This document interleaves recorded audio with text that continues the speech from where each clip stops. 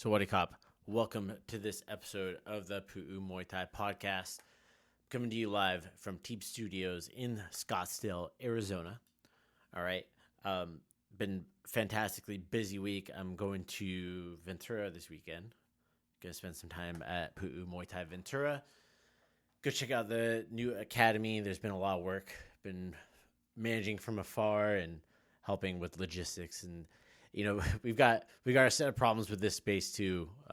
Just luck of the draw that's kind of going on, but everything's going great. Classes are going. Can't complain about that too much. So just very grateful to be involved where the sport is right now and to be here. All right. So today I want to talk about this. This actually came up. It's an interesting topic. It's from Dana White, Daddy Dana from UFC. He said in a press conference, he was asked why he was getting into promoting Brazilian Jiu-Jitsu and boxing and why he's not promoting kickboxing. And he said, this is from Dana White's quote, says, "Not that I don't like kickboxing. It's just that I don't want to promote it. I like Muay Thai too, but why would I pick kickboxing over Muay Thai? Why not do Muay Thai, which I think is way more violent? I'm not into it." So this is in regards to somebody asking why he's not promoting kickboxing. And Dana went into, this message about how back when he was originally into boxing, he followed kickboxing. They call it like the kick of the 80s or something like that, something to this regard. And I originally saw this on the Beyond Kickboxing Instagram feed. And I thought it's an interesting topic, right? So Dana White always brings this up.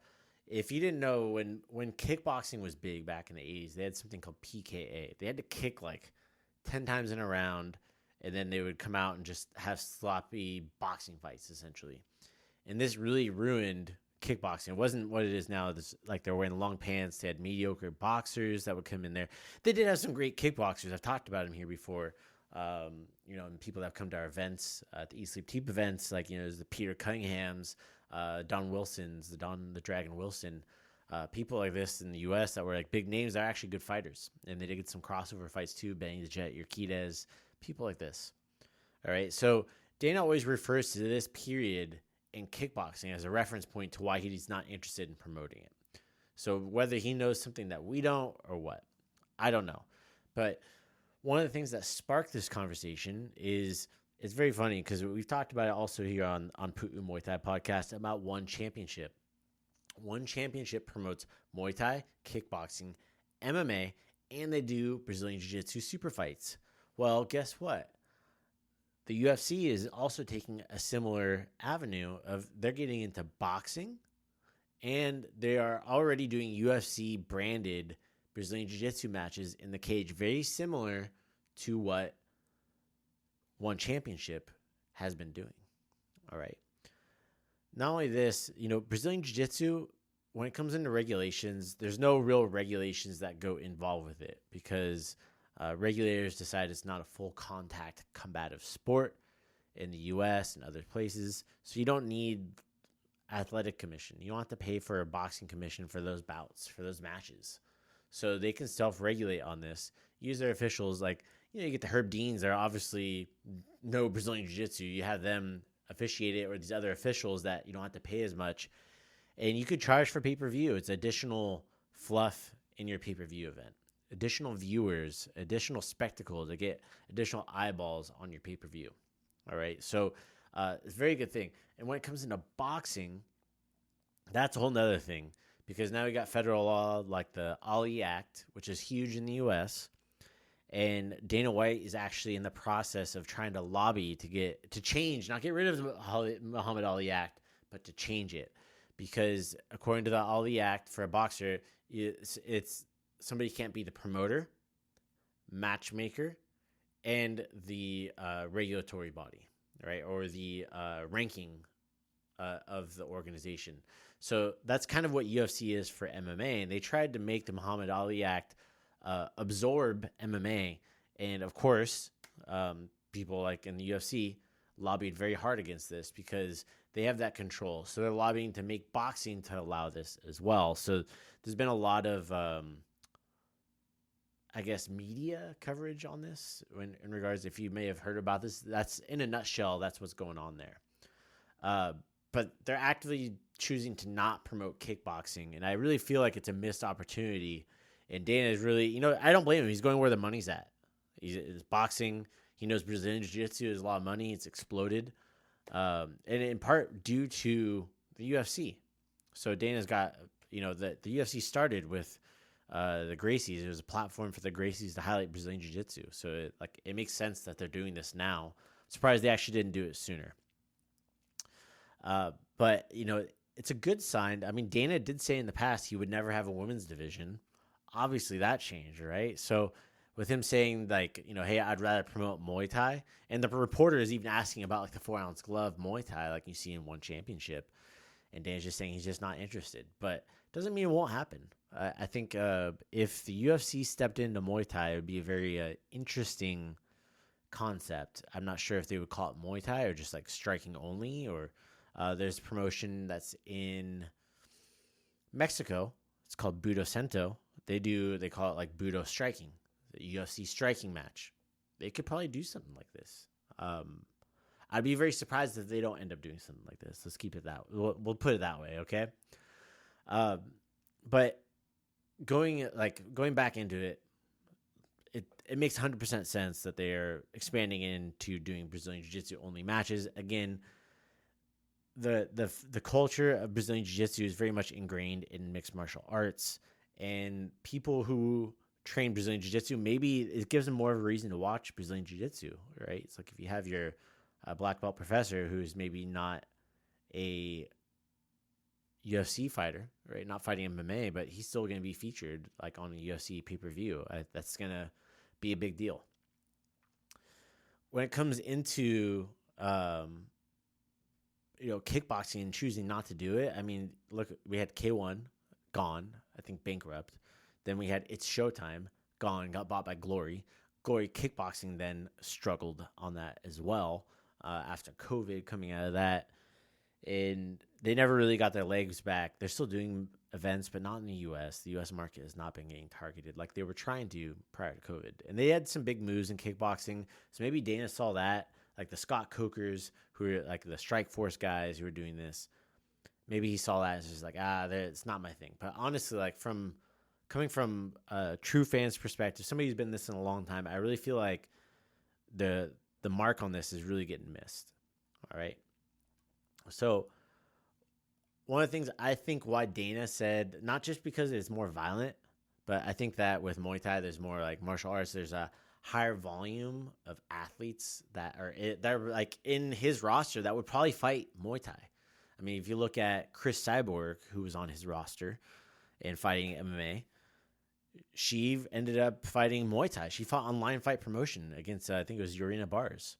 And that was a big step up for Cyborg. But these people are their game to go down there and go fight. If they have the opportunity, their contract allows it, and the pay is right, they're doing it, right? Not only that is the culture of Muay Thai is it's martial arts. So I can see if UFC is trying to diversify their image a little bit and be less WWE and more martial arts, they would probably bring in Muay Thai. But just the cross training and the cross of the roster, it's he did have Demetrius Johnson at one point, the Demetrius Johnson Rod Tank super fight that happened on one. That could have happened on UFC. All right, it's a missed opportunity. But the thing is, Dana's going where the money's at, what's easiest and what he knows. So this makes sense.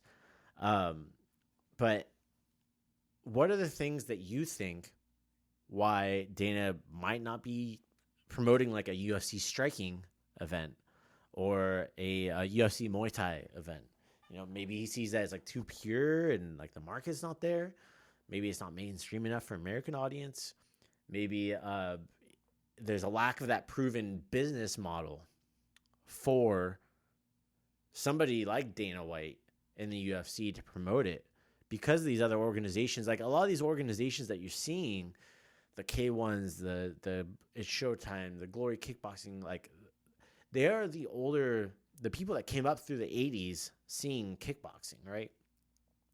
And now with Muay Thai and the way it is, the way it's growing in Thailand, like we've talked about here many times with the RWSs, the Muay Thai Super Champ, Fairtex Fight Promotion, and the Rotterdam Knockout Series, all these different promoters that are coming out, and younger promoters and the way they're using their media, I really feel like it's still a undercapitalized asset in media for Muay Thai.